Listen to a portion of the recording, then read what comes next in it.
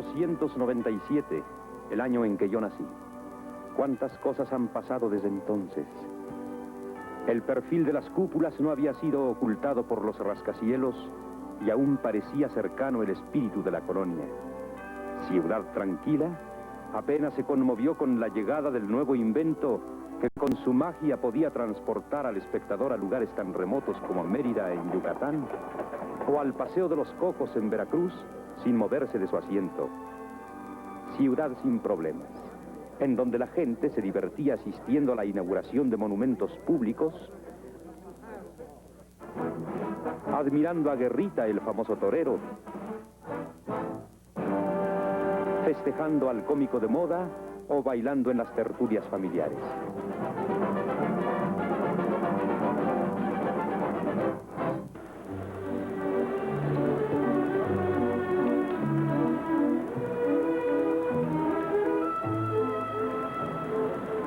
Al principiar el siglo, vivíamos cerca del Zócalo donde se concentraba el tránsito de la ciudad con los primeros trenes eléctricos, los de mulitas y las calandrias, que por 50 centavos la hora servían a un público que no tenía prisa y podía distraerse un día entero para ir hasta la Villa de Guadalupe y ascender al Cerrito, después de visitar la Basílica.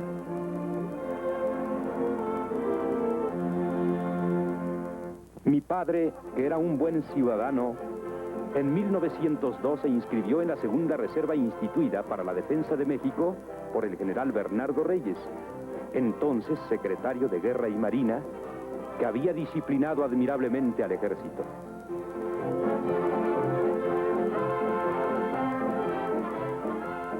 Como pudo verse en la Cura de la Bandera, poco antes de nuestra salida rumbo a Mazatlán, donde llegamos en pleno carnaval.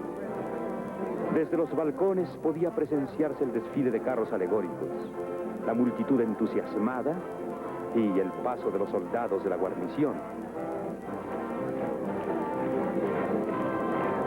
Luego, en la plaza, conocí a mi tío Luis, que pasó con un disfraz de gendarme y una bandera en la mano recordando el año 1902.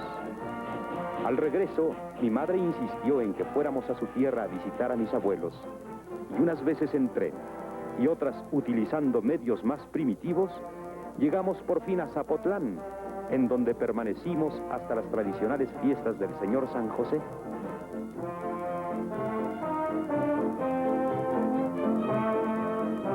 La placita del pueblo, usualmente tranquila, un día apareció convertida en hormiguero humano. Era un 23 de octubre. Por las calles desfilaban los carros que los indígenas llevaban en andas.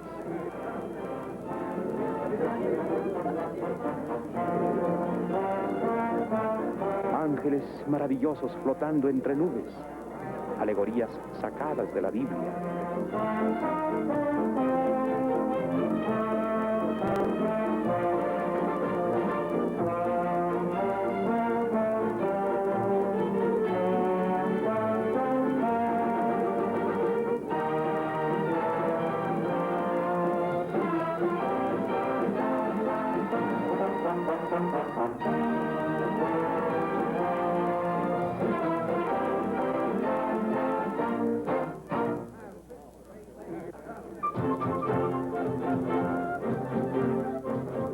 Fiestas llenas de color y de ingenua emoción, cuya monótona música aún escucho en mi recuerdo y que ya nunca pude volver a ver como tantas otras de mi infancia.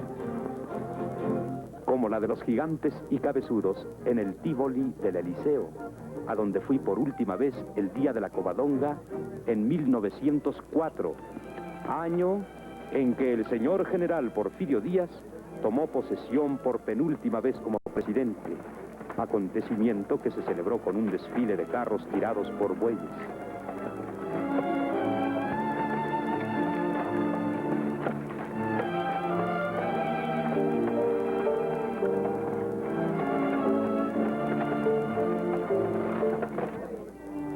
Mi padre, por razón de sus relaciones, a menudo acompañaba al general Díaz a inauguraciones como la de la presa del río Conchos en Chihuahua, de cuya obra se mostró satisfecho.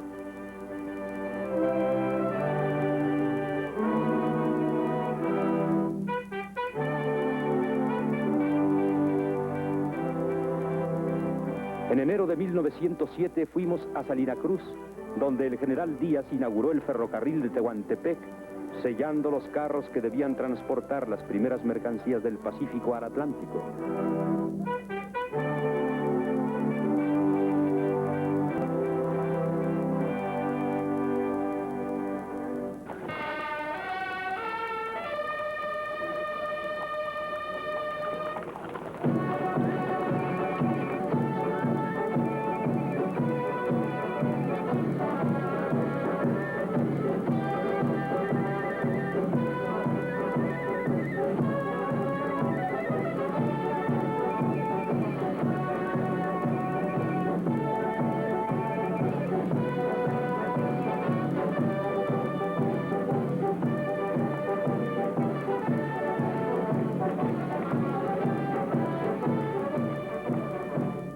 Un ejército sin el apoyo del pueblo es como un cuerpo sin alma, opinó mi tío Luis mientras contemplábamos el desfile de 1908 con motivo de las fiestas patrias.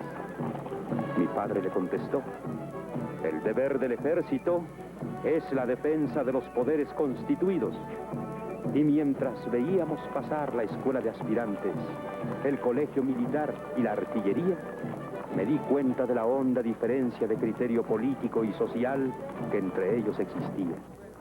Con mi tío fui a las fiestas populares de Santa Anita y en lo más alegre de un zapateado que bailaban en una canoa, hubo un inesperado naufragio.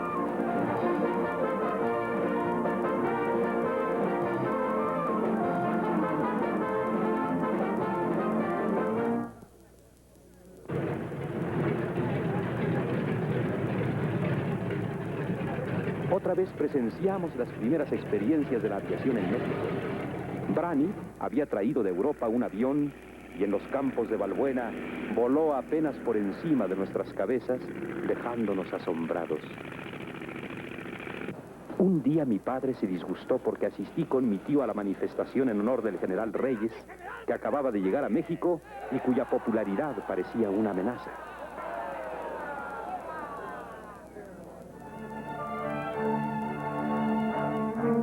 El tío Luis era reyista y fue deportado a Quintana Roo. En una carta a mi madre describía su salida de Veracruz, su soledad y nostalgia, su viaje por el río, la selva, el silencio. Solo pensamos en la libertad, escribía, después de la fatiga que nos deja el trabajo en la explotación del chicle.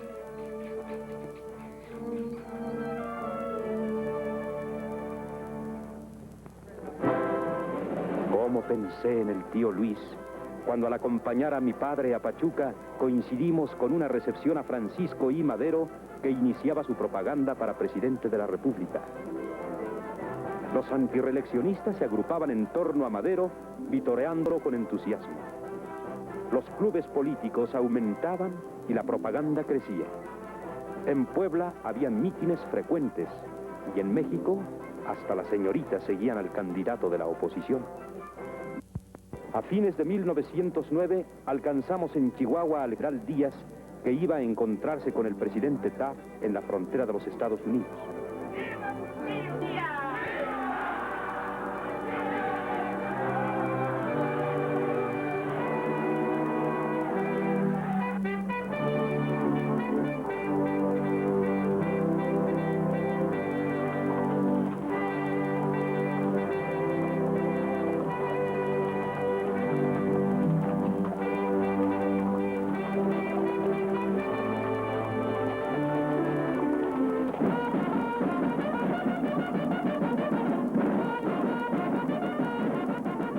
Después de una visita que hizo don Porfirio al vecino país, Taft pasó al lado mexicano y tuvo lugar la histórica entrevista.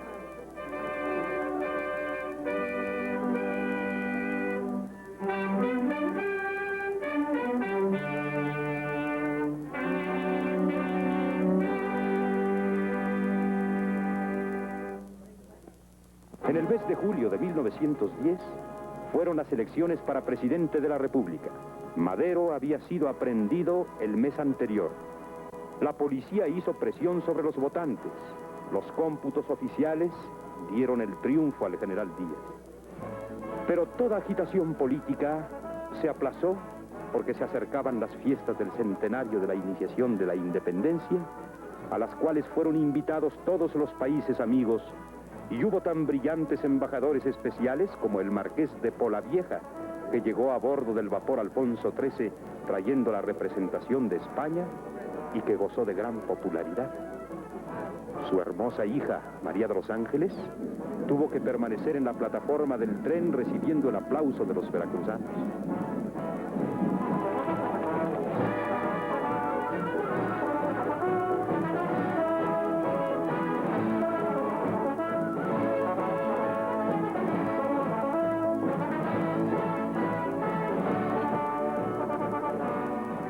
En México presentó sus credenciales al mismo tiempo que otros embajadores.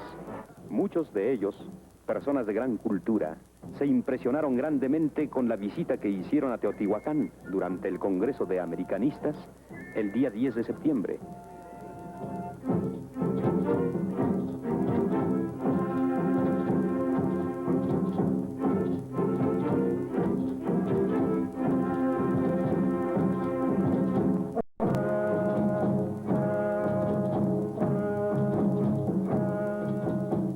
El ministro de Instrucción, Justo Sierra, después de visitar el museo, dio una brillante explicación acerca de la historia antigua de México.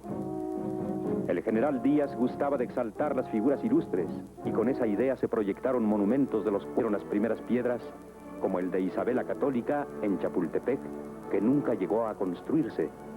El de Washington en la Plaza Dinamarca, donde habló el embajador Wilson, y el del sabio Pasteur en el jardincito frente a la estación Colonia. Todas las clases sociales participaron en alguna forma en las fiestas del centenario. Los niños en la jura de la bandera el día 6.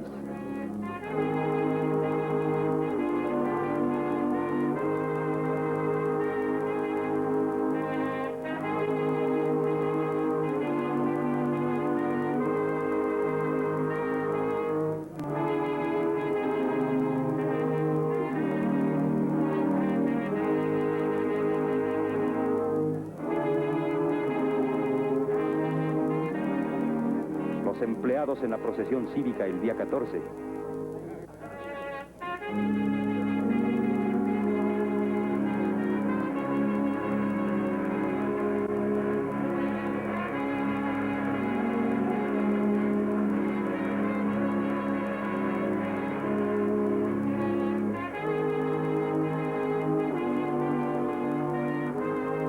Los estudiantes en la inauguración de la universidad, a la que concurrió el presidente, y en el homenaje a Josefa Ortiz de Domínguez por las alumnas de la Escuela Corregidora en la Plaza de Santo Domingo.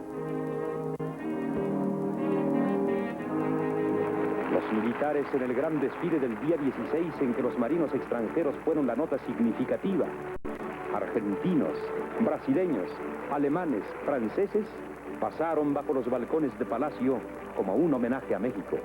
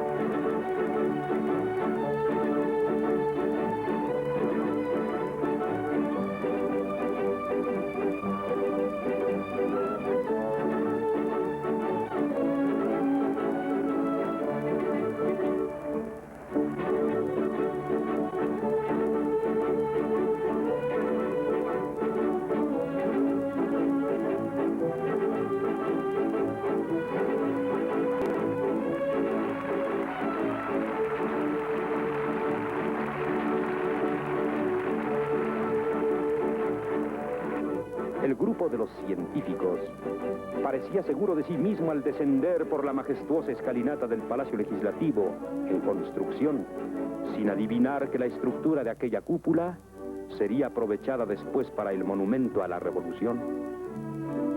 También paseó su aristocracia por los corredores del manicomio de la Castañeda en la inauguración de este edificio.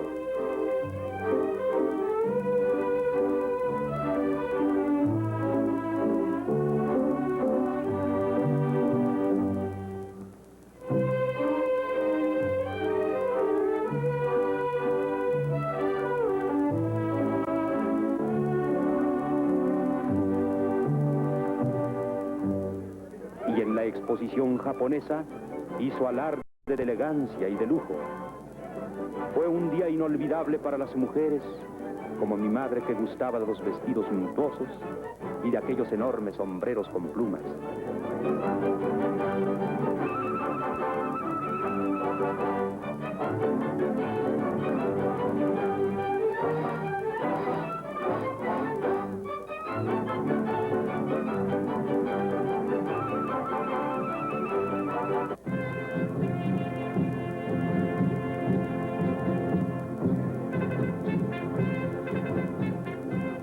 Un desfile histórico, el día 15, nos mostró las principales épocas de la vida de México. Aztecas, tlaxcaltecas, el emperador Moctezuma representaban la época prehispánica. Hernán Cortés desfilaba después, era la conquista. Luego los encomenderos nos recordaban la colonia y por fin don Agustín de Iturbide, seguido del ejército trigarante, nos llevaba hasta la independencia.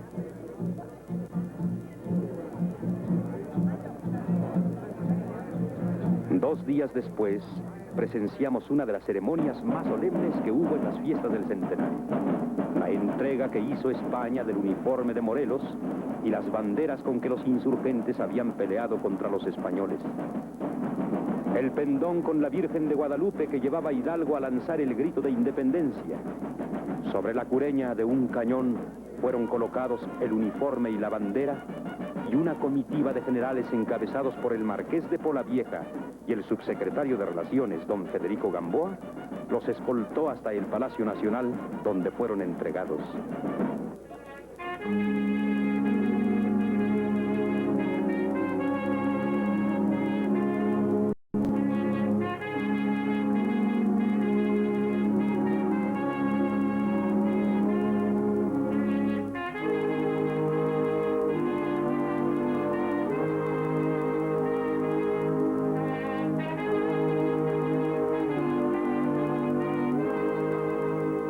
También se honró al movimiento de reforma, inaugurando el hemiciclo a Benito Juárez.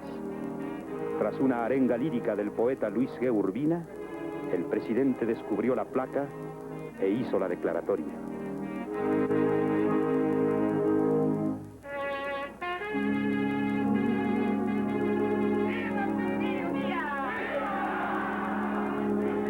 La columna de la Independencia fue inaugurada el día 16.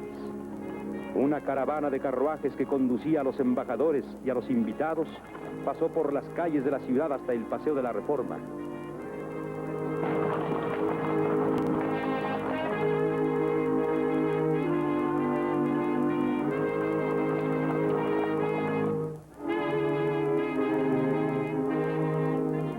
El presidente, seguido de sus ministros y diplomáticos, subió la escalinata. En un grupo escultórico estaba representado Hidalgo.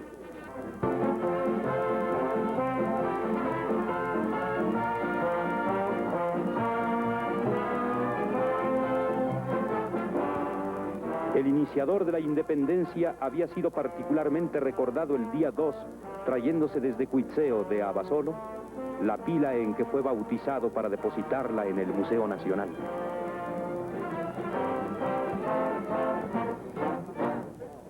La tarde del día 15, la gente desde temprano trataba de obtener los mejores lugares para oír el grito en la Plaza de la Constitución, y en la oscuridad de la noche, la iluminación del palacio y de la catedral me hicieron recordar una película que hacía poco había visto filmar en el pueblecito de Dolores Hidalgo, en que tras de tocar la histórica campana, Hidalgo enarbolaba el pendón de la Virgen de Guadalupe y seguido de los primeros insurgentes salía del pueblecito para extender la rebelión de independencia por todo el país en 1810.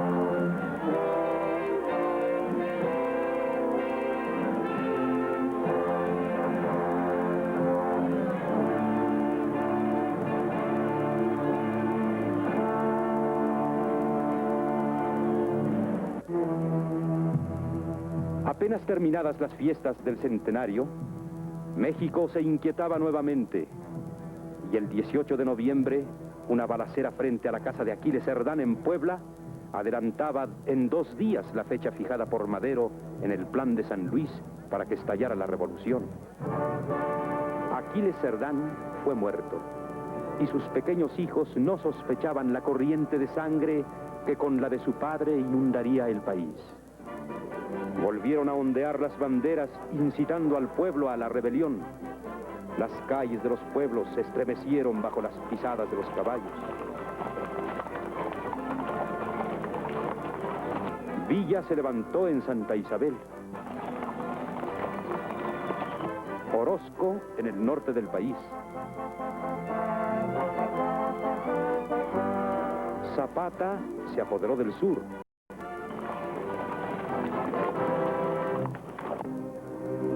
Mientras el general Díaz en México tomaba de nuevo posesión como presidente de la República en el Palacio de Minería, pero esta vez ya no era aclamado a su paso por las calles, y su entrada a Minería, silenciosa y solemne, parecía arrastrar un siniestro presagio que no disipó su vuelta al palacio ante la indiferencia popular.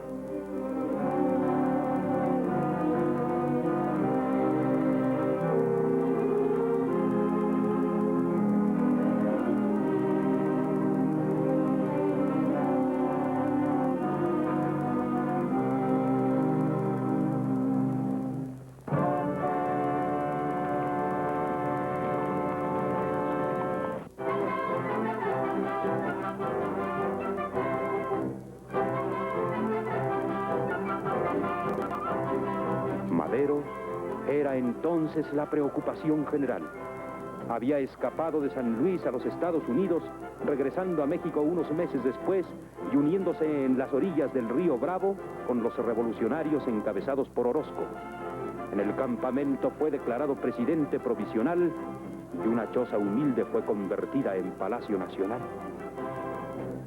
Allí pasaba revista a sus soldados, planeaba con los principales jefes, Roque González Garza, Pascual Orozco y otros, el ataque a Ciudad Juárez.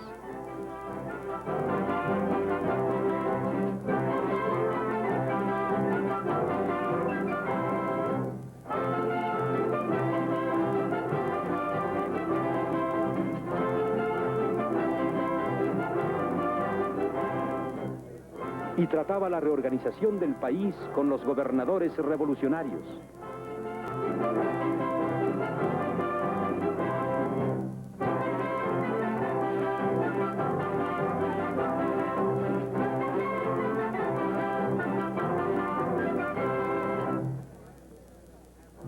Al fin llegó el ataque a Ciudad Juárez y los impactos de las balas mostraron la dureza del combate. La ciudad cayó en poder de los rebeldes.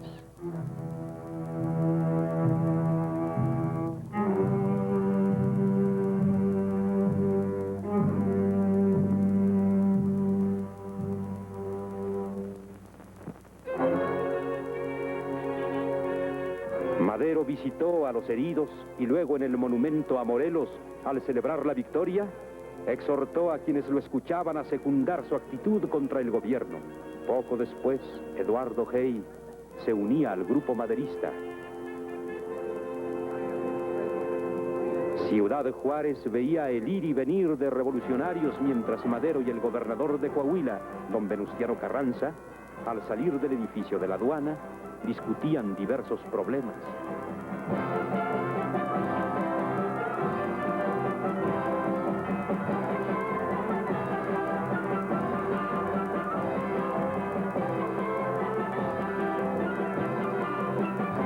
Las banderas rebeldes seguían flotando por todas partes. ¡Fuera el gobierno!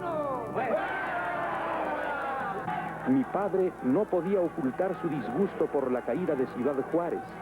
Más todavía, porque a pesar de firmarse los tratados de paz con los rebeldes, en México continuaban las manifestaciones hostiles al presidente Díaz y porque entre los oradores populares que incitaban al pueblo, encontró una vez al tío Luis, que había escapado de Quintana Roo y persistía en sus ideas contra la dictadura.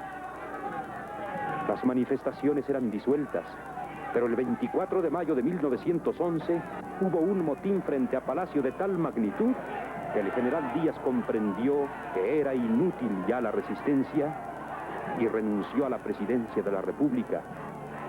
En las afueras de la Cámara, la gente expresaba su regocijo por la caída de la dictadura. Porfirio Díaz se despidió ese mismo día de México, saliendo rumbo a Veracruz.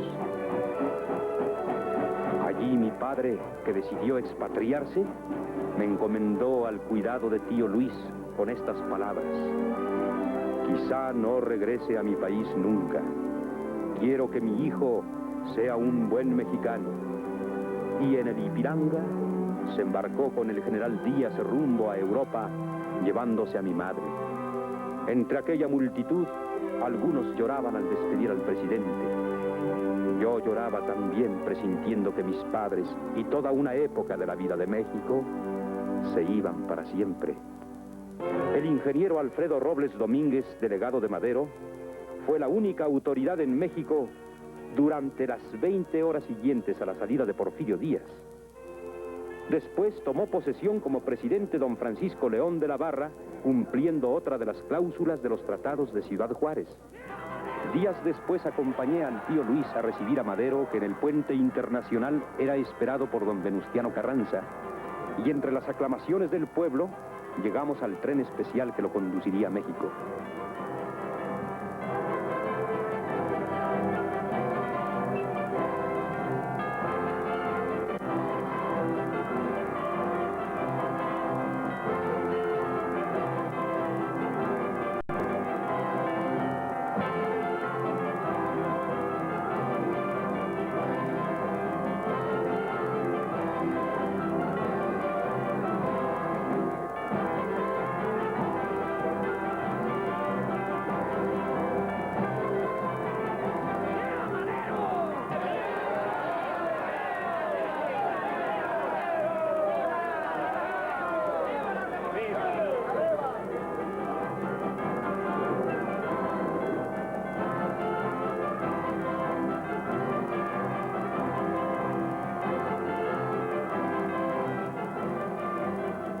Fue un viaje triunfal, inolvidable, desde la frontera hasta la capital.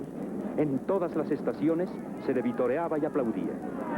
En San Pedro de las Colonias, en Gómez Palacio, en Durango.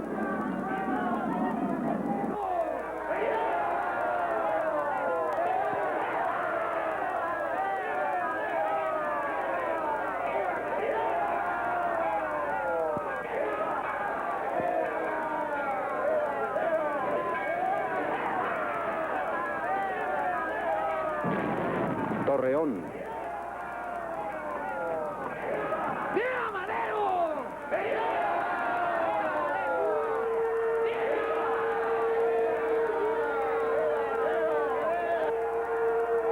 Saltillo.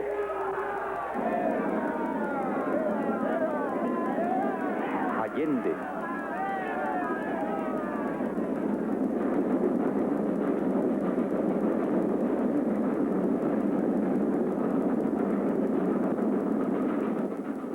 Zacatecas.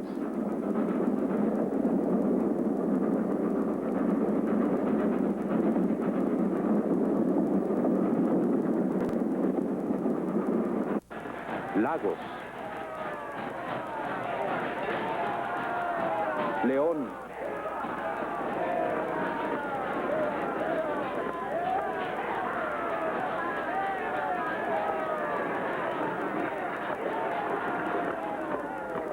Silao.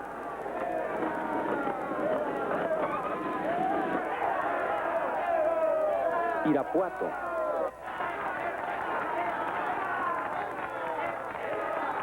¡Viva Madero!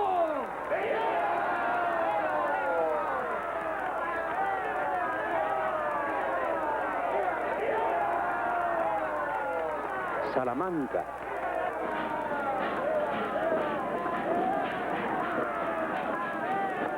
Tula.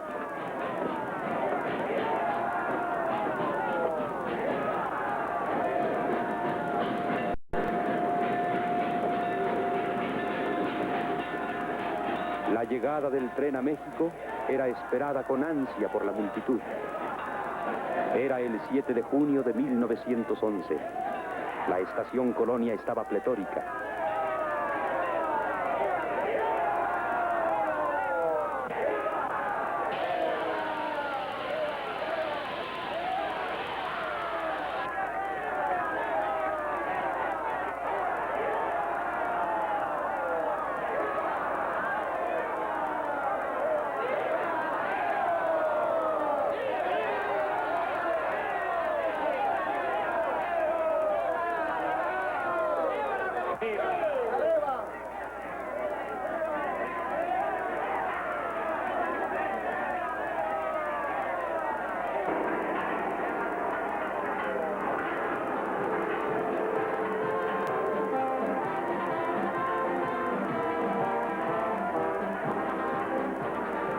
Parecía que toda la ciudad se hubiera vaciado a las calles. En Plateros, en 5 de Mayo, en la avenida Juárez, en las azoteas de las casas, en el Caballito no cabía un alfiler. Muchos otros jinetes, además de Carlos IV, querían ver pasar a Madero.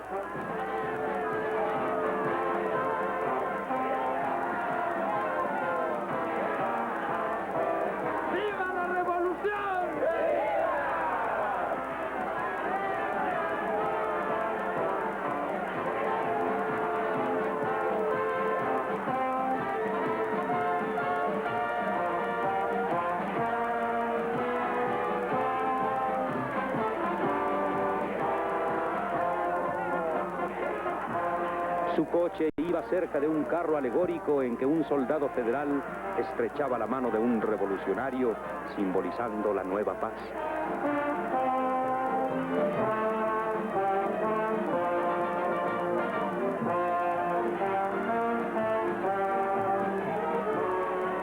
Una alfombra humana se tendía frente al Salón Rojo.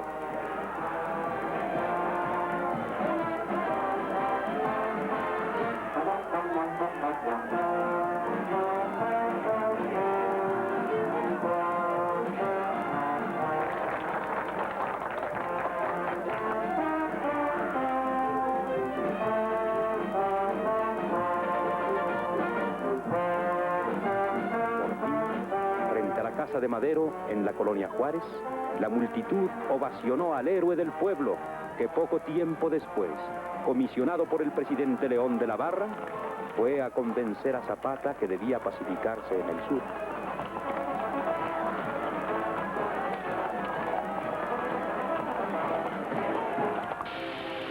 Madero había comenzado ya su gira de propaganda como candidato a la presidencia de la República cuando marchamos con él a la ciudad de Puebla, donde fue recibido con júbilo y hubo varias fiestas en su honor.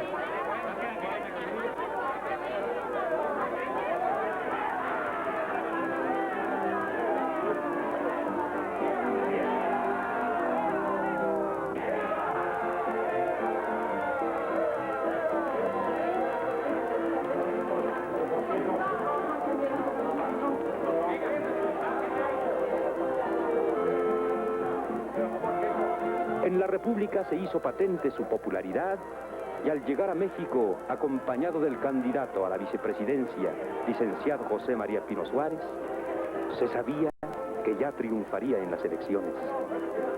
Así que cuando éstas se realizaron, a nadie extrañó su resultado. El presidente de la Barra también acudió a cumplir su deber de ciudadano. Todo el pueblo votó por Madero y un bando, declarándolo presidente de la República, fue fijado en diversos sitios. Frente a la casa de Madero, felicitamos a los candidatos triunfantes. El 6 de noviembre de 1911 fue la protesta. Escoltados por la Guardia Presidencial, Madero y Pino Suárez se dirigieron a la Cámara en medio de la alegría popular. ¡Viva Madero!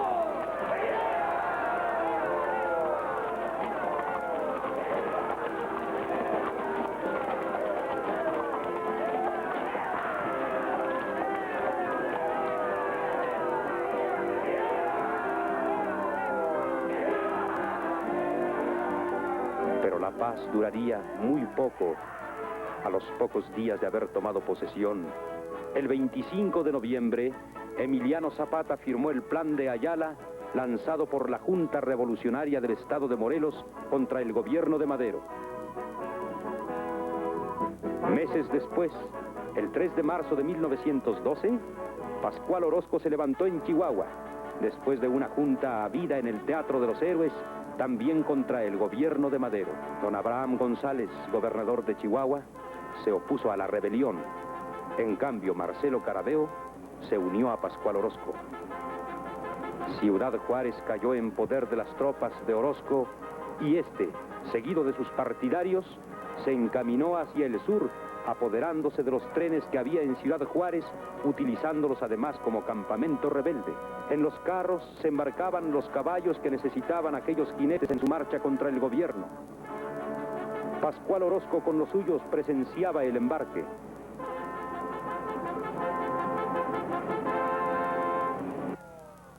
Los colorados se preparaban a conquistar las plazas más importantes del sur, mientras los federales se dirigían hacia el norte bajo el mando de Victoriano Huerta, nombrado jefe de las fuerzas que deberían combatir a Orozco. Y entre los voluntarios inscritos para defender al gobierno de Madero íbamos mi tío Luis y yo, aunque a mí por mis 15 años aún no me permitían tomar parte en las acciones militares.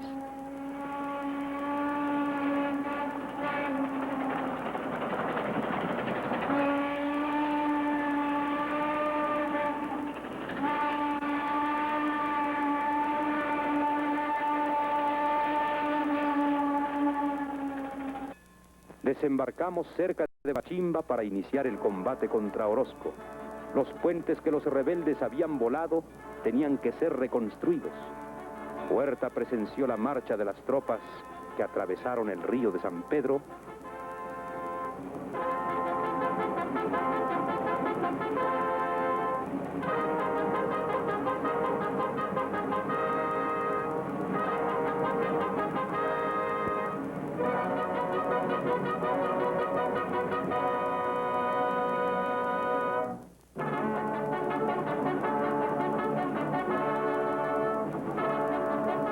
Poco después, los campamentos se tendían en las llanuras del norte y el general Victoriano Huerta, tras de inspeccionar los campamentos, tomó un descanso discutiendo cómo habría de iniciarse la lucha.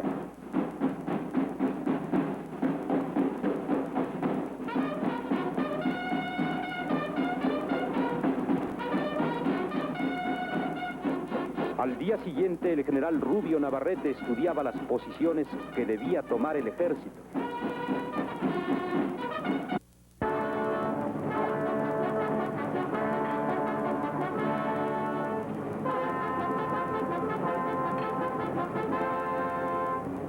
La artillería, apuntando hacia el campo enemigo, se preparaba al combate.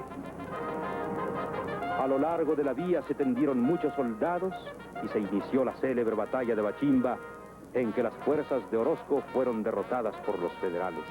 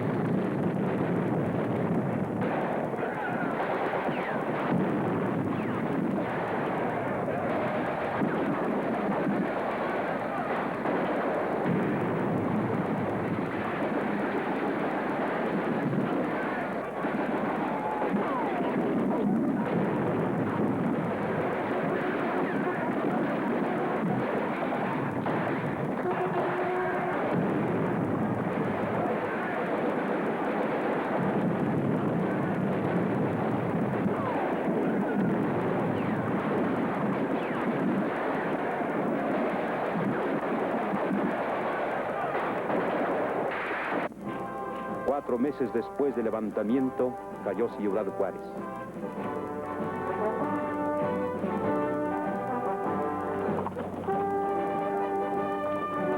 Algunos oficiales festejaron con el tío Luis el triunfo, brindando por el éxito del gobierno de Madero, mientras el general Huerta se dirigía a rendir parte sobre el resultado de la batalla.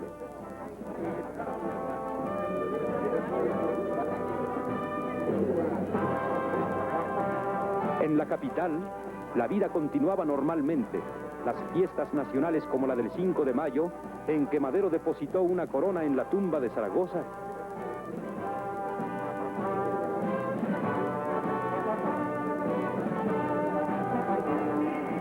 y las de septiembre, en que las calles de la ciudad fueron adornadas con arcos triunfales, hacían olvidar de momento a la gente que la agitación revolucionaria continuaba en el país.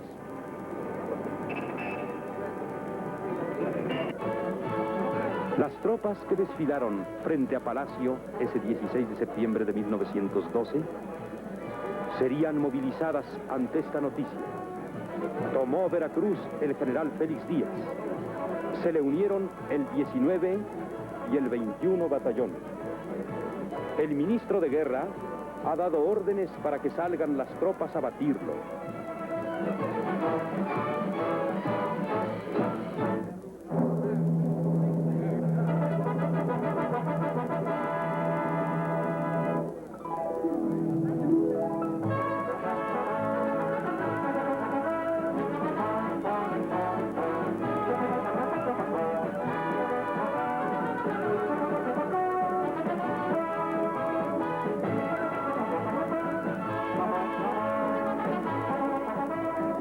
Y al mando del general Joaquín Beltrán, partieron las tropas rumbo a Veracruz y desembarcaron en Tequería.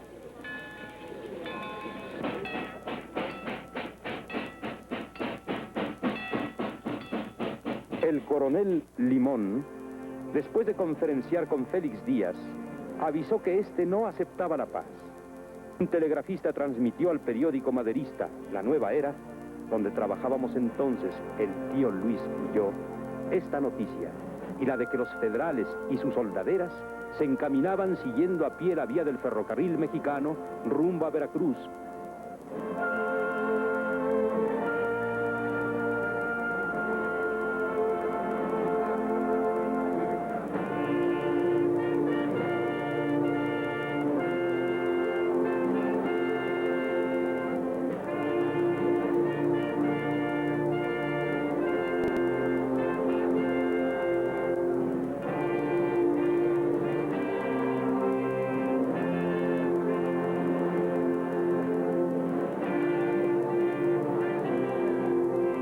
Situarse en los médanos en donde iba a iniciarse la lucha.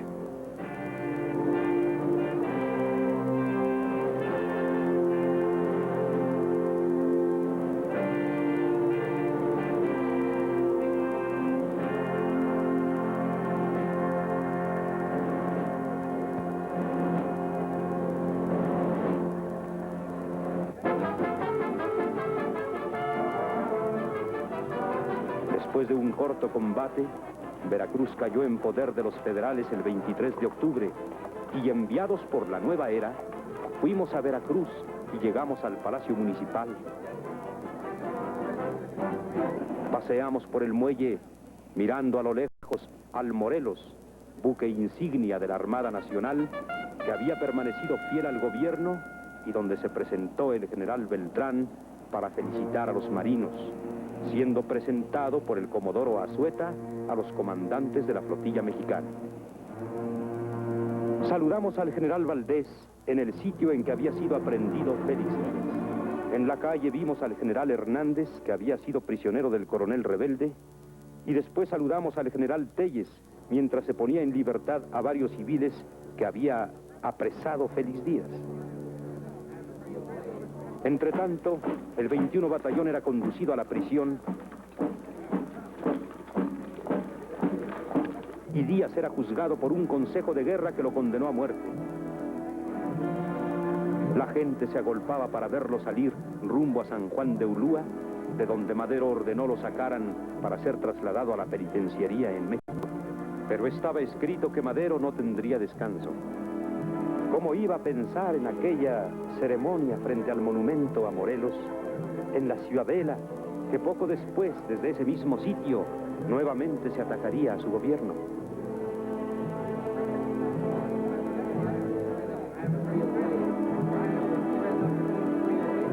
El 9 de febrero de 1913, la ciudad dormía cuando los aspirantes de la escuela de Tlalpan se apoderaron de las torres de Catedral y las fuerzas de Tacubaya, capitaneadas por el general Mondragón, iniciaron el movimiento contra Madero. Otras fuerzas rebeldes incendiaron la prisión militar de Santiago para libertar al general Bernardo Reyes, que estaba allí acusado de sedicioso, y Félix Díaz fue liberado también de la penitenciaría. Al frente de sus partidarios se dirigieron ambos al Palacio Nacional y fueron derrotados, muriendo allí el general Reyes y retirándose los rebeldes a la Ciudadela.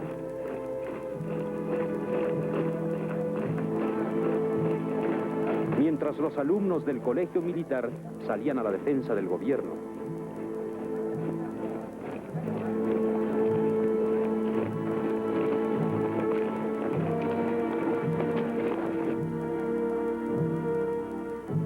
Había comenzado la decena trágica.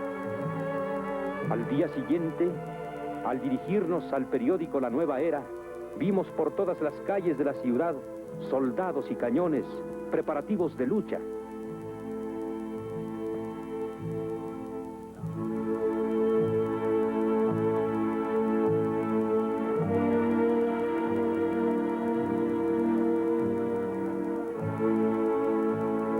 El general Victoriano Huerta fue nombrado comandante militar de la plaza.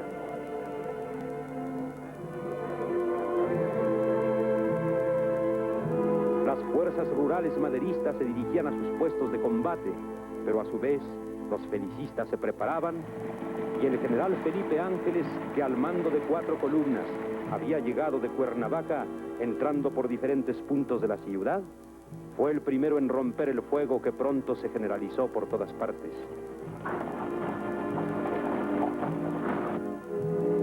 Las calles estaban desiertas. Apenas se deslizaba uno que otro curioso. Los comercios permanecían cerrados.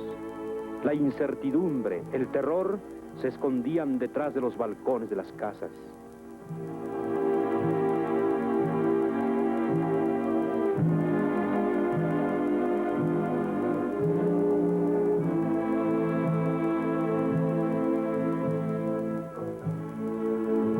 El Zócalo parecía un gran cementerio.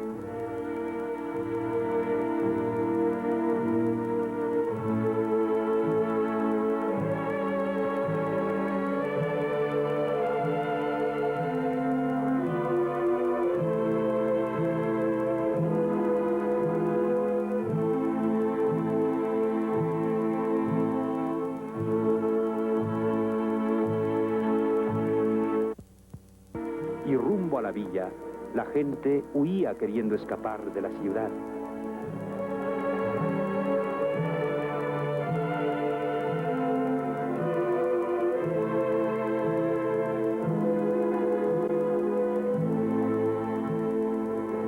Huerta personalmente vigilaba las maniobras y los oficiales estudiaban y señalaban los puntos más vulnerables del enemigo.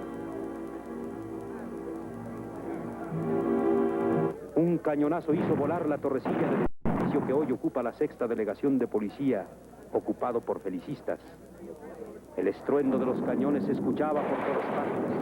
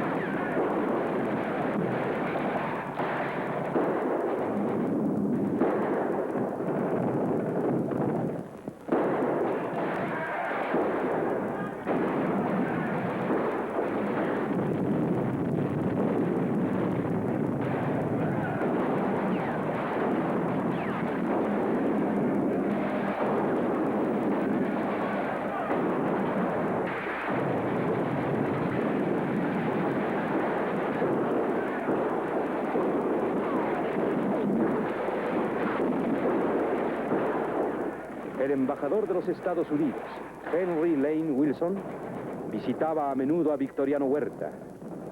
La bandera americana era respetada por los contendientes y Victoriano Huerta, el hombre en quien Madero había hecho descansar la confianza del gobierno, a las 3 de la tarde del día 18 de febrero hizo causa común con los rebeldes arrastrando al ejército.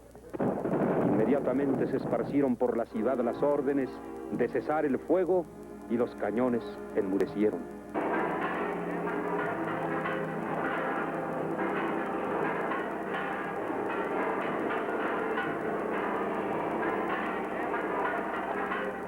Félix Díaz salió triunfante de la ciudadela. Los rurales descansaban después de la batalla.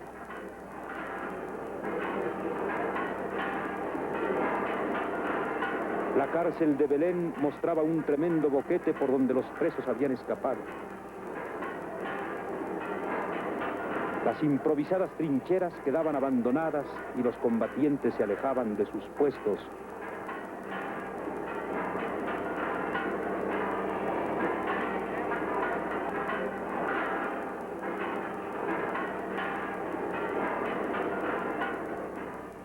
Frente a una iglesia, humeaban restos de fogatas donde se habían quemado cadáveres, porque montones de cadáveres era el saldo sangriento de aquellos días de lucha.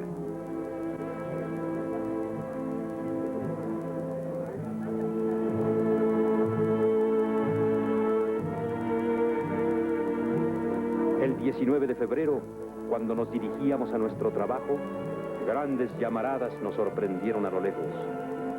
La nueva era fue incendiada por los felicistas, convirtiéndose en un hacinamiento de ruinas. Y ruinas había por toda la ciudad. Casas cañoneadas, postes caídos, edificios totalmente destruidos.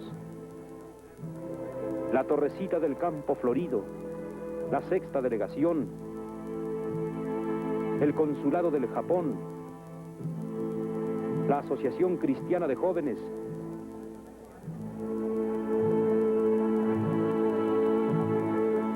el reloj de Bucareli, la casa de la calle de Berlín, desde donde habíamos visto hablar a Madero a su llegada a México.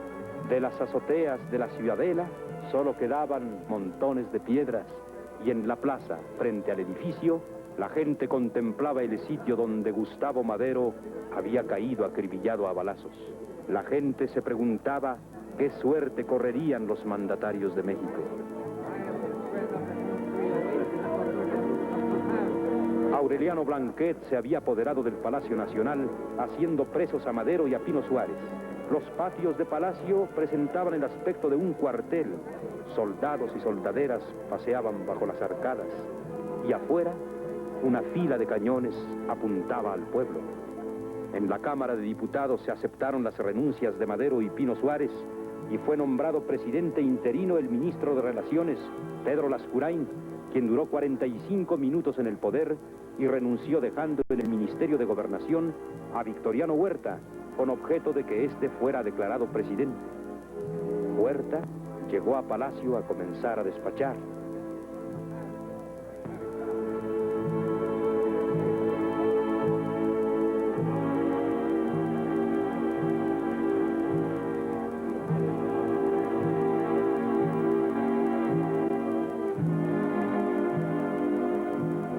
Y a la mañana siguiente, mientras salían los ministros del nuevo gabinete, después de haber presentado su protesta en elegantes carretelas o en automóviles, penetraban los diplomáticos que iban a presentar sus credenciales al nuevo presidente.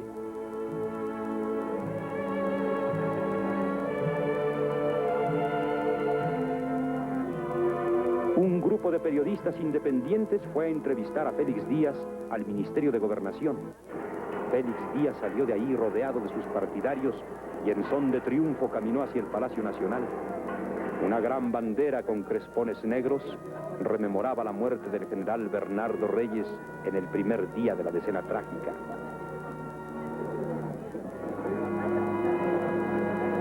¡Viva Félix Díaz! El ministro de Cuba, Márquez Sterling, quiso salvar la vida de Madero y de Pino Suárez Los familiares de Madero en vano intentaron verlo. No se les permitió el paso a la penitenciaría. El día 23 se dijo que habían tratado de huir la noche anterior y habían sido muertos Madero y Pino Suárez a manos de sus guardianes.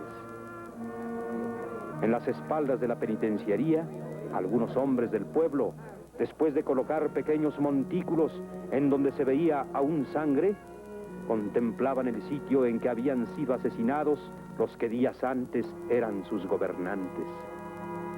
Después llegó una carroza fúnebre y los ataúdes fueron colocados en ella para ser conducidos al lugar donde ya no los inquietaría ni la política ni las pasiones.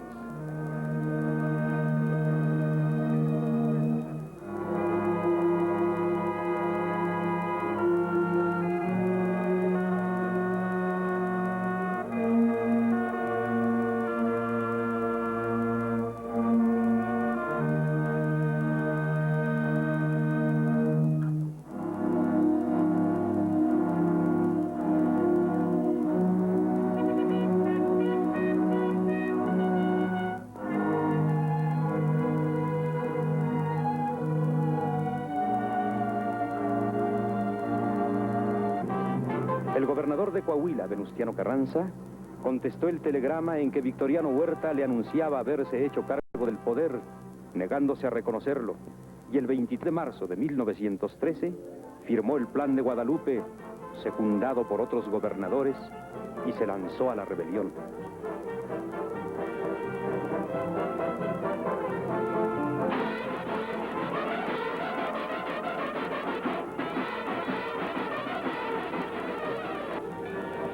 Su hermano, Jesús Carranza, se dirigió a Monclova a bordo del primer tren capturado, apoderándose de la plaza.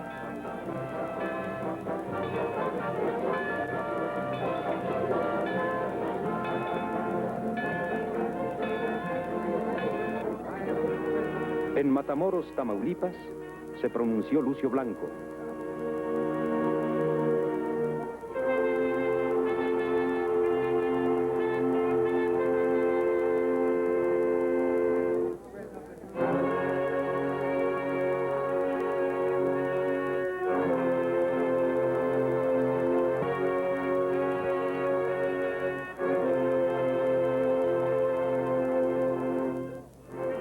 Desde un balcón planeaba el reparto de las tierras propiedad de Félix Díaz, mientras los cadáveres que había dejado la lucha eran recogidos en carretones que despedían tal olor que los conductores tenían que llevar cubierto blanco.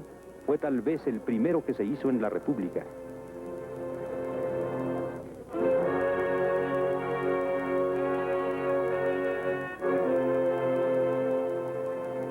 En el sitio de Guaymas, en Sonora, los generales Ojeda y Medina Barrón se rindieron después de un sangriento combate de 17 días.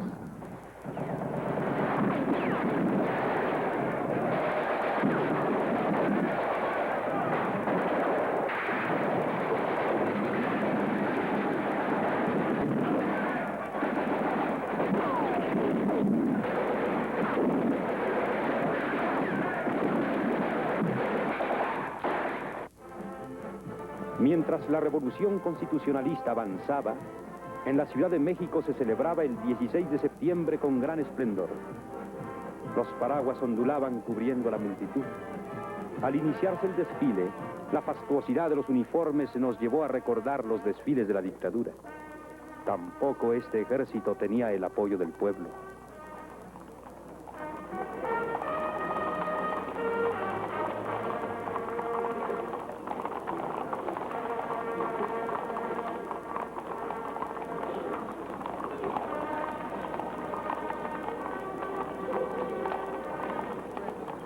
La situación era muy difícil.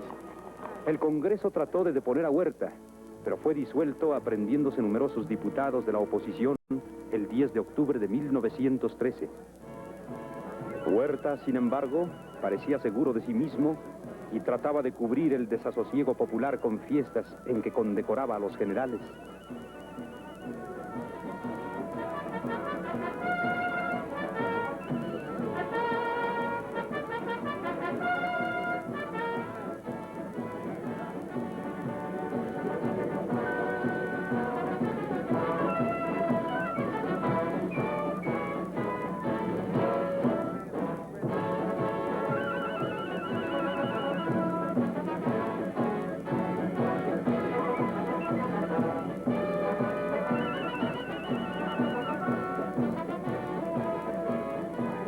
discursos no resonaban en el corazón del pueblo mexicano.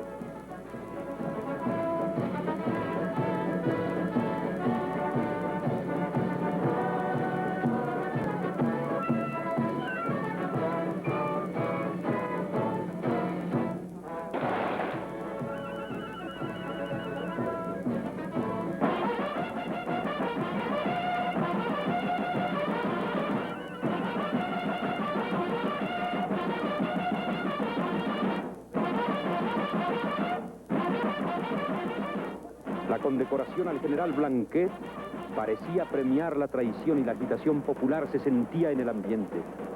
Era como una sorda tempestad que estalló al recibirse la noticia de que la escuadra americana frente a Veracruz había adoptado una actitud hostil la mañana del 21 de abril de 1914 y trataba de apoderarse de la plaza con el pretexto de un incidente en Tampico en que varios americanos que desembarcaron armados fueron aprehendidos al invadir la zona prohibida.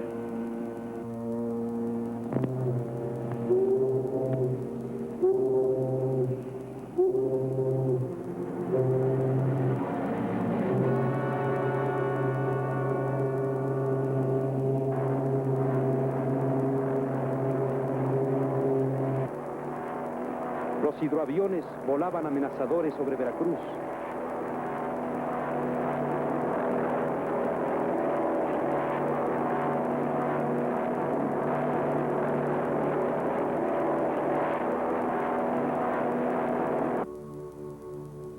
Y un acorazado inició el combate bombardeando la ciudad y echando a rodar el águila que adornaba el monumento a Juárez. Los habitantes del puerto empezaron a huir ante el ataque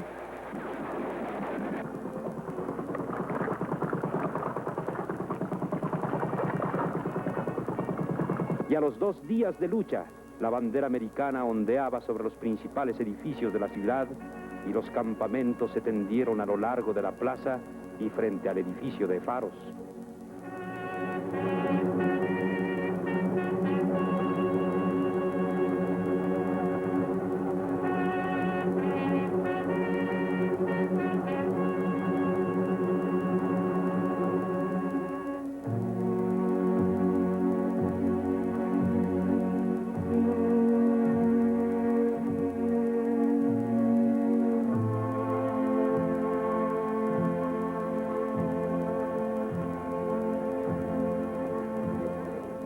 Los americanos no se alejaban de sus barcos y su radio de acción llegaba a 10 kilómetros de Veracruz, hasta donde hacían correr un tren.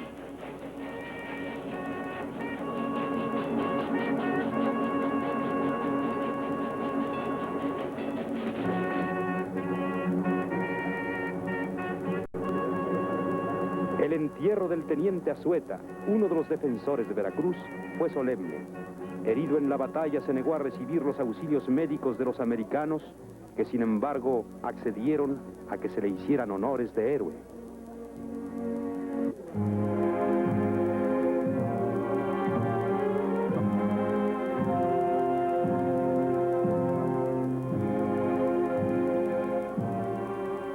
En México había manifestaciones contra la invasión y numerosos voluntarios nos enrolamos para ir a recobrar la ciudad de Veracruz.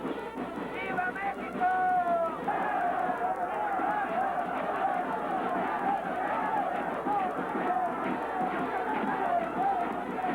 ¡Viva México!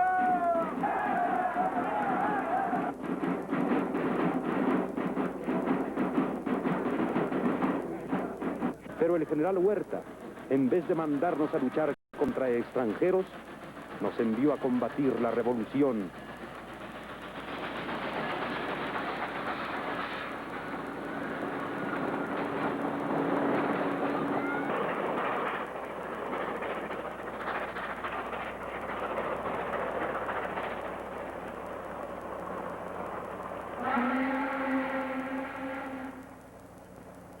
Y naturalmente nos volvimos contra su gobierno, y los constitucionalistas acrecentaron su poder y el avance continuó hacia el sur, mientras Villa con sus hombres en el norte y Zapata con los suyos reforzaban el movimiento contra Huerta.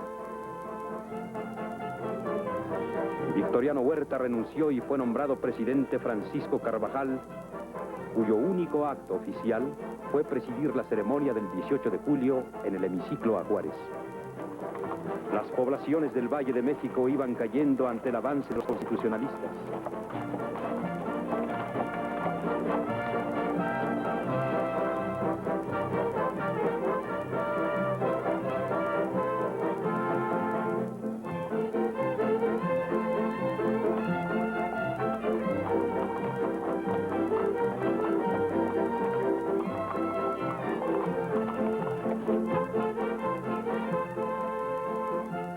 Los trenes repletos de soldados se acercaban a la capital.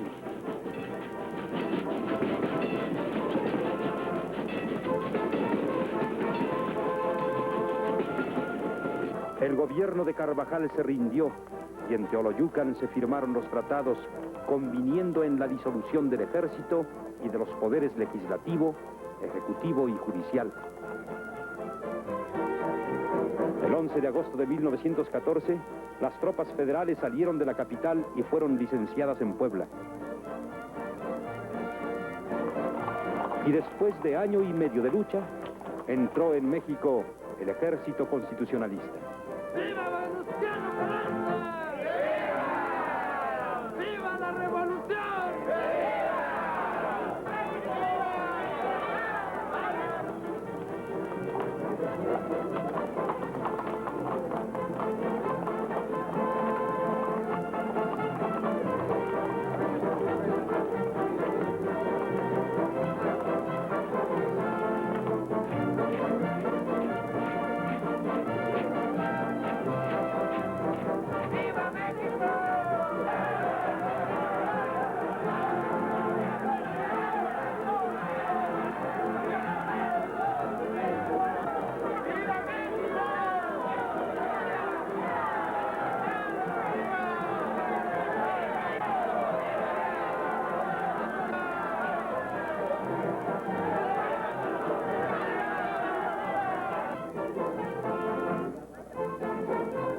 La ciudad vitoreó a los jefes de la revolución y la bandera que llevaba el presidente Madero el día del cuartelazo le fue entregada a Venustiano Carranza por el obrero Jesús Rodríguez.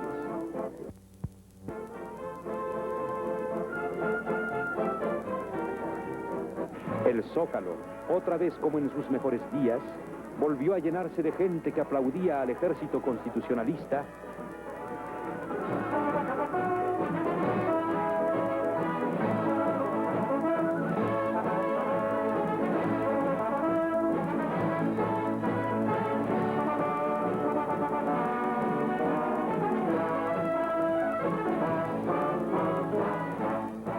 Y con un banquete los jefes de la revolución celebraron el triunfo. El general Obregón fue a visitar la tumba del presidente Madero.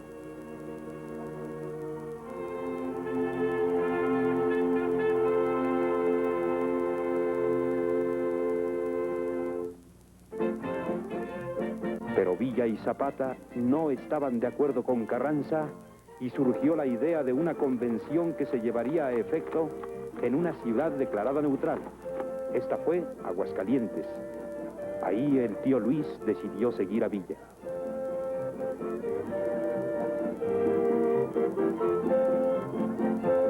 La convención declaró presidente a Eulalio Gutiérrez, quien se dirigió hacia México.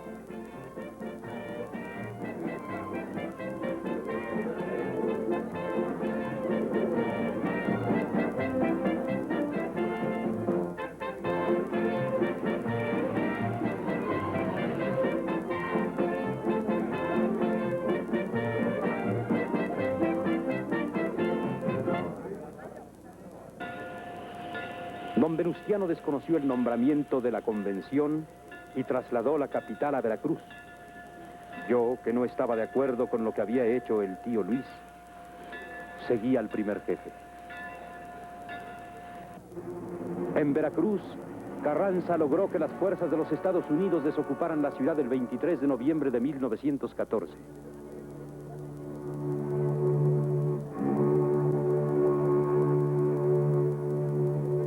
Desde el edificio de Faros, Don Venustiano contemplaba la marcha de los americanos cuando se me ordenó volver a la Ciudad de México con una comisión.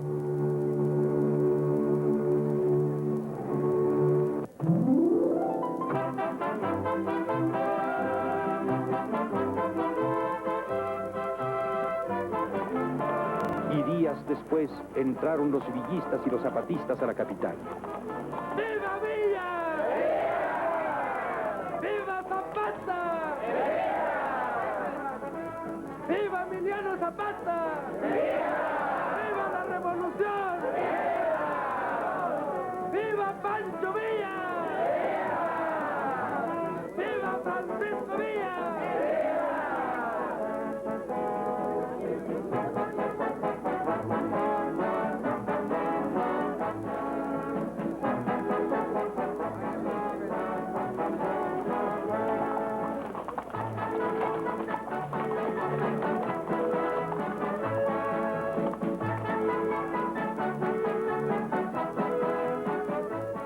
Villa y Zapata, asomados a los balcones de palacio, contemplaban parte de sus tropas mientras llegaba la hora del banquete que se sirvió en su honor.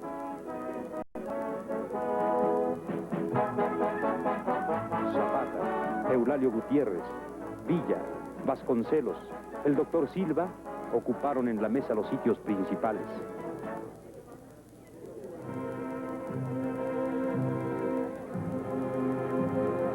Frente a la tumba de Madero, Villa se conmovió con el recuerdo del primer presidente de la revolución.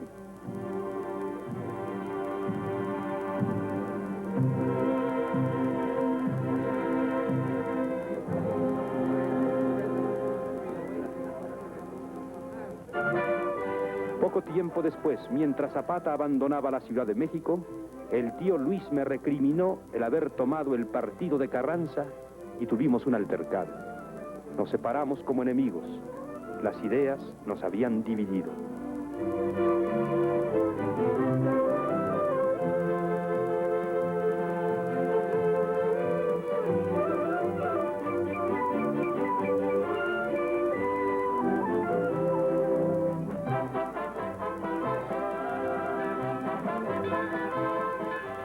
Y como nosotros, se había dividido todo el país ese año terrible de 1915. Zapatistas, villistas, carrancistas, caos económico, puentes destruidos, vías destrozadas, miseria, muerte.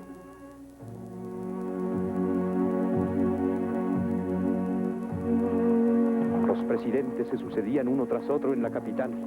Tras Eulalio Gutiérrez vino Roque González Garza y luego Lagos Cházaro.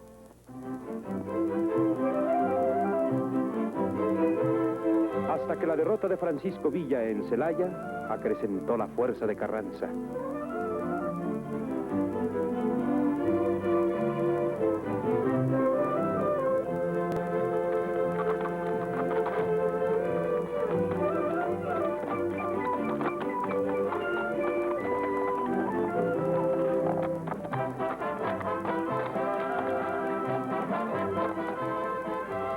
El general Obregón, vencedor de Villa, con un brazo menos, perdido en la batalla de Celaya, fue a dar cuenta a don Venustiano de su triunfo.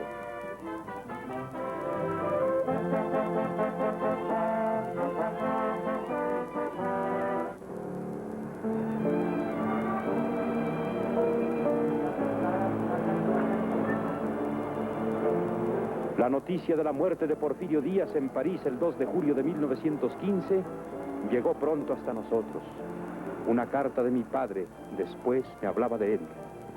La última vez que lo vi pasear con doña Carmelita para dirigirse al bosque de Boulogne, que tanto le recordaba Chapultepec, medité en nuestro destierro y en el triste destino de un hombre que olvidó sus propias palabras. Que ningún ciudadano se imponga y perpetúe en el ejercicio del poder, y esta será la última revolución, había dicho Porfirio Díaz triunfante en Tuxtepec, cuando era solamente un buen soldado de la patria.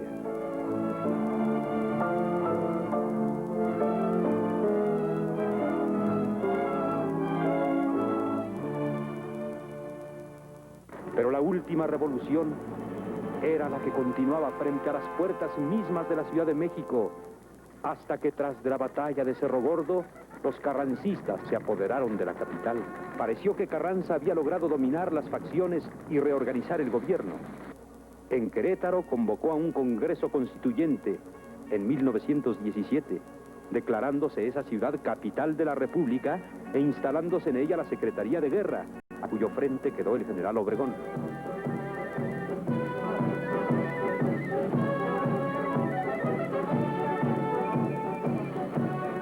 Poco después se efectuaron las elecciones y resultó presidente don Venustiano Carranza, que tomó posesión en México el 1 de mayo de 1917.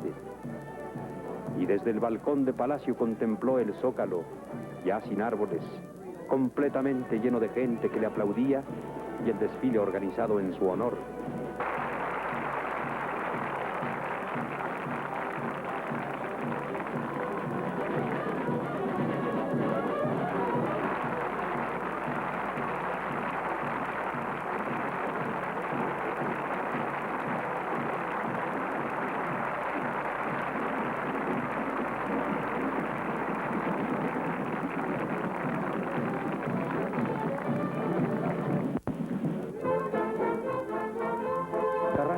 Era un hombre sencillo. A menudo lo acompañé a diferentes sitios. Anduve cerca de él y de sus ministros. Fuimos a banquetes, a paseos, a distintas ceremonias.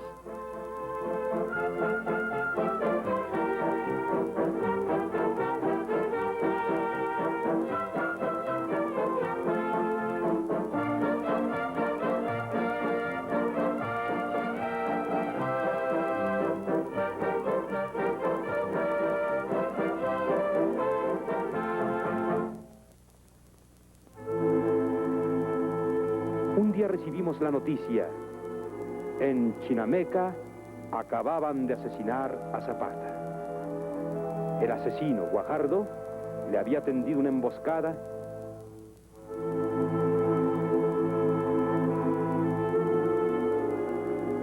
y en una humilde tumba quedó enterrado uno de los hombres más populares de la revolución. Desmoralizados sus partidarios a las órdenes del general Ayaquica, poco después se rindieron a Pablo González en Atlisco. ¿Qué diferencia de aquel entierro con el de Amado Nervo, que falleció en Montevideo el 24 de mayo de 1919, ocupando el cargo de embajador de nuestro país? El cadáver traído a bordo del crucero Uruguay fue trasladado a México, depositándose el cuerpo en la Secretaría de Relaciones, de donde fue llevado a la rotonda de los hombres ilustres en el Panteón de Dolores.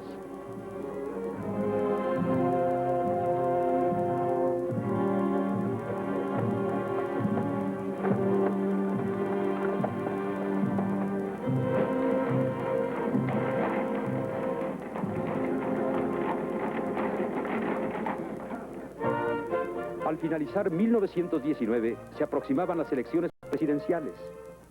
La candidatura del ingeniero Ignacio Bonillas fue tachada de imposicionista por los partidarios del general Obregón, que era otro de los candidatos. ¡Viva el general Obregón!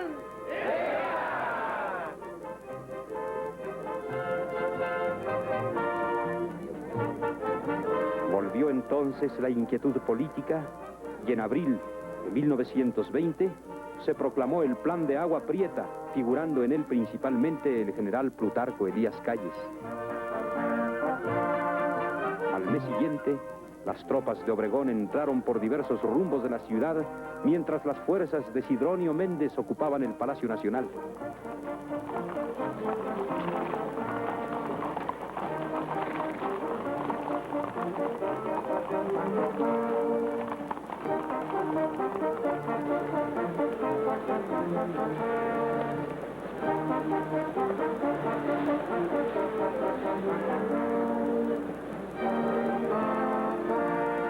Obregón fue recibido en Palacio por el presidente municipal Rafael Zubarán Cammani. Poco después daba órdenes al general Jacinto B. Treviño de alcanzar los trenes presidenciales en que Carranza había huido, intentando poner su gobierno en Veracruz. Inútilmente, porque batidos primero cerca de la villa, fueron más tarde alcanzados en la estación de Aljibes.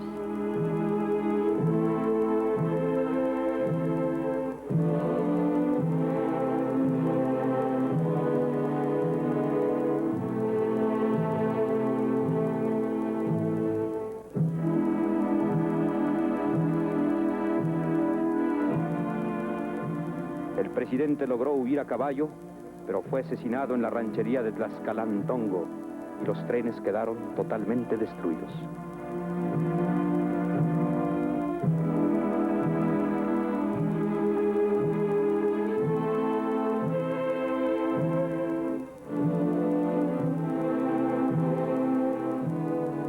Una comisión especial fue encargada de investigar el asesinato del señor Carranza.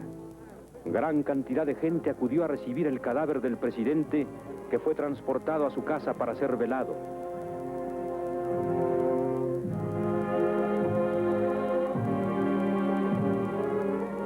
El pueblo desfiló ante el ataúd antes de que fuera conducido a su humilde tumba del Panteón de Dolores.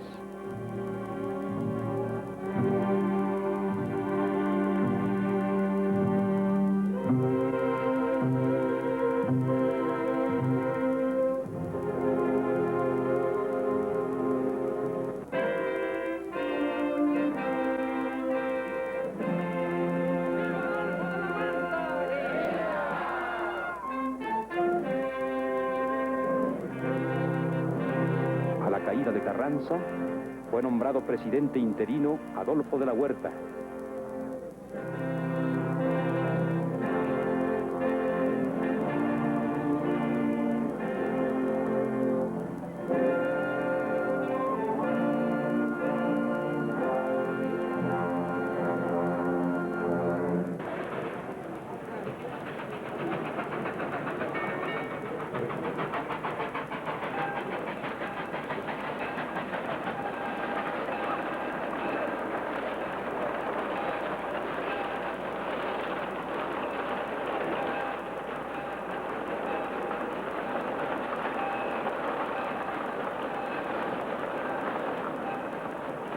Enviado por el Demócrata como redactor, llegué al mismo tiempo que el general Eugenio Martínez a Sabinas, Coahuila, cuando este fue enviado a conferenciar con Francisco Villa, que había ofrecido su rendición.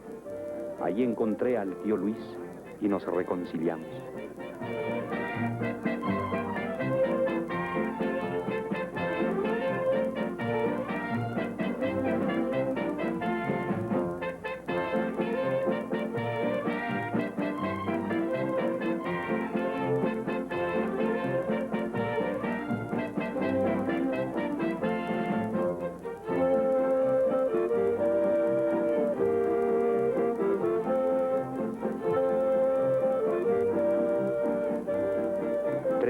Duraron las conferencias.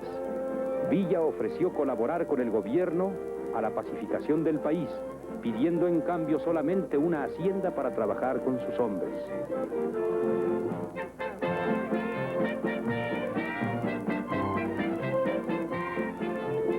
El general Martínez se despidió ofreciendo que la petición sería bien acogida.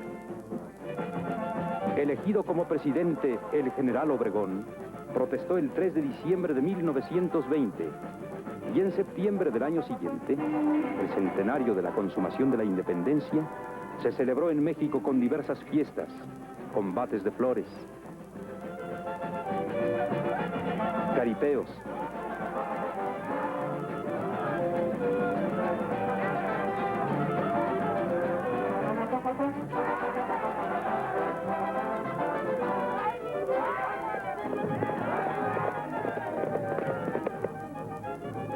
paseos populares,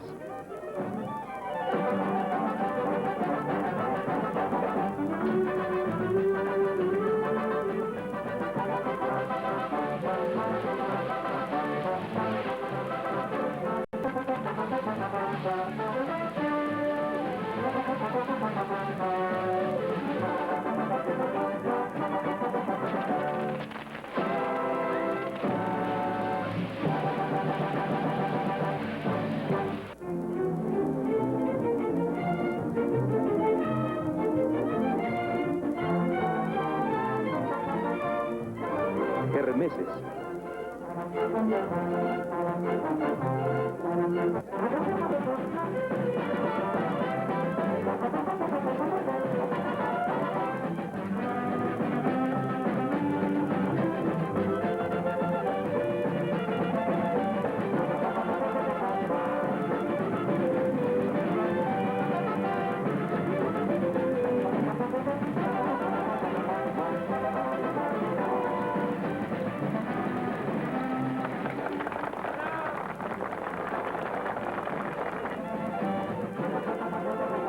Ceremonias a las que asistió el presidente, como la que se efectuó frente a la columna de la Independencia el día 15,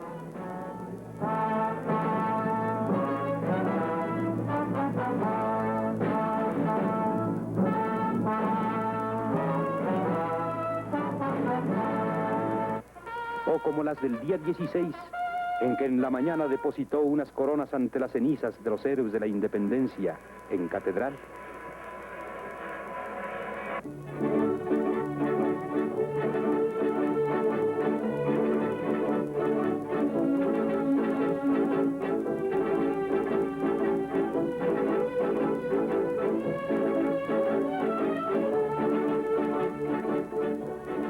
Y en la tarde, en el hipódromo de la Condesa, hizo entrega de sus banderas a los oficiales del ejército.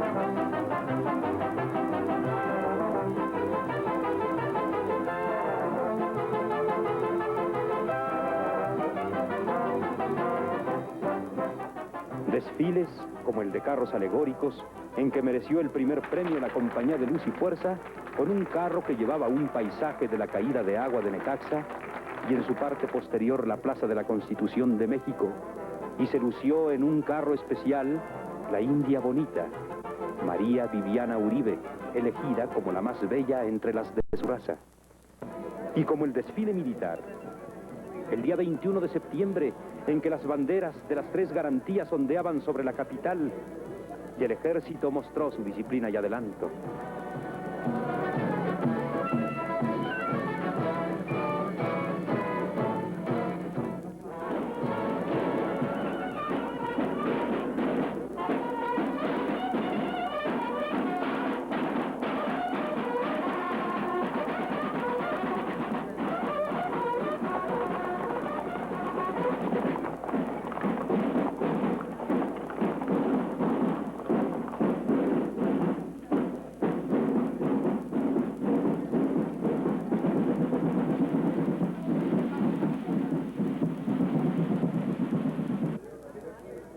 Corridas, como la famosa del centenario, en que Gaona cosechó como siempre tempestades de aplausos.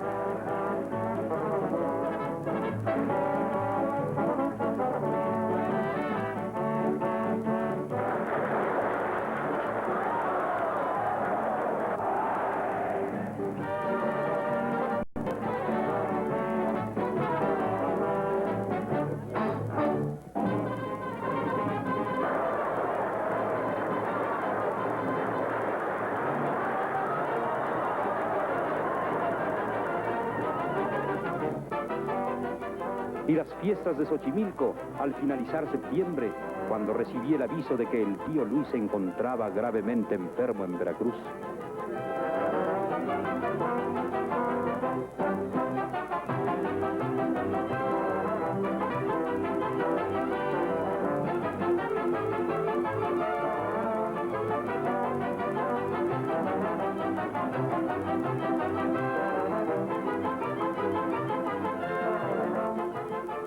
Hacia allá me dirigí y estuve varios meses, hasta su muerte. Salí de Veracruz cuando se efectuaba una manifestación del sindicato de inquilinos que se negaban a pagar la renta. Su líder Herón Proal, fue a dar a la cárcel.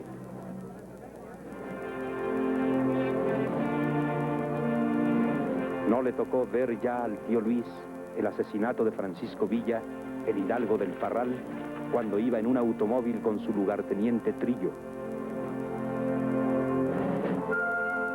El diputado Salas Barraza, asesino de Villa, hizo declaraciones a los periodistas mientras un montón de tierra y 3 pequeñas coronas cubrían los restos de uno de los hombres más valientes de la revolución. En 1923, la propaganda para la sucesión presidencial llenaba los muros de la ciudad. Los partidarios de Adolfo de la Huerta acusaban a los contrarios de imposicionistas y empezaron las sublevaciones. A fines de 1923, más de la mitad del ejército estaba sublevado. Obregón, presidente de la República, dirigió personalmente la campaña contra los rebeldes. Eugenio Martínez fue nombrado jefe de las tropas. Yo salí con ellos como redactor del Heraldo de México, a donde entré a trabajar después de El Demócrata.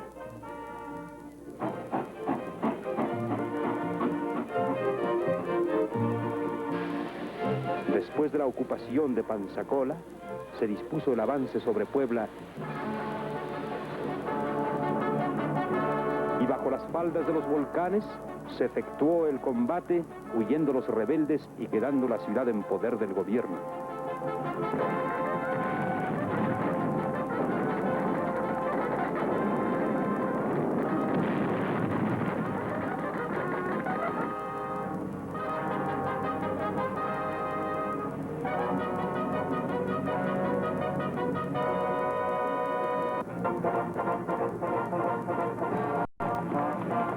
Ya en 1924, en su marcha hacia el occidente, Obregón, después de pasar revista a sus tropas, ocupó Yurécuaro.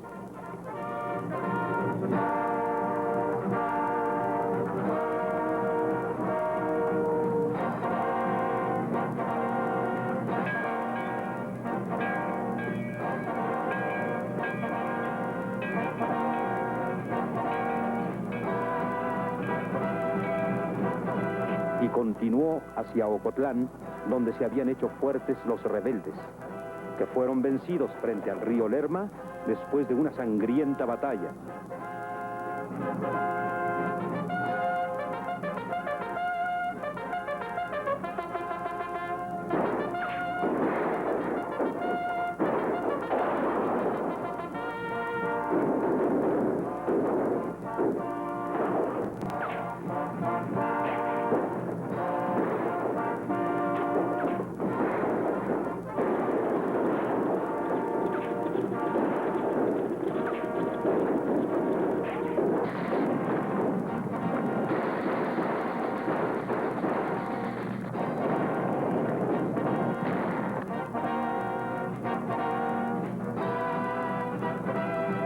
Guadalajara cayó en poder de Obregón.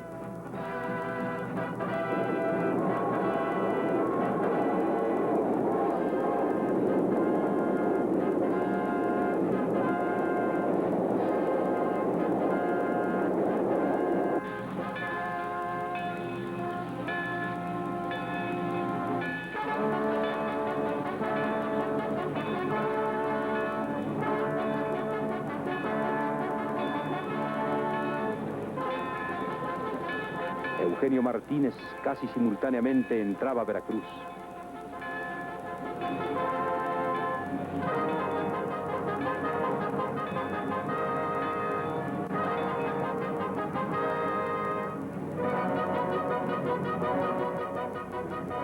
Diferencias políticas me separaron de Obregón.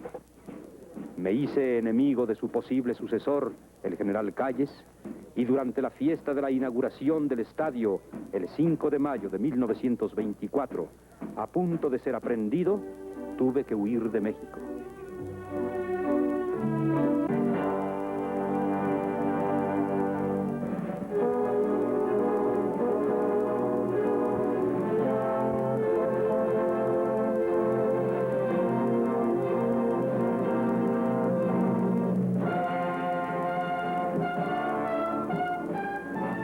Plutarco Elías Calles. Emilio Portes Gil, Pascual Ortiz Rubio, Abelardo Rodríguez, Lázaro Cárdenas, Manuel Ávila Camacho, Miguel Alemán, y ahora regreso después de 26 años. México ya no es la vieja ciudad en que nací. Un ritmo más acelerado parece mover a la nación, pero en el fondo del Nuevo México viven los ideales del pasado, la libertad, el derecho, la justicia.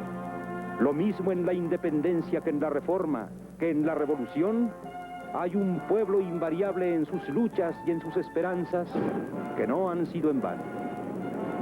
Me parece mirar las imágenes del pasado discurrir en las arterias de la ciudad y siento que algo de mí mismo habrá de perdurar mientras el recuerdo de lo que he vivido palpite en la memoria de cualquier mexicano.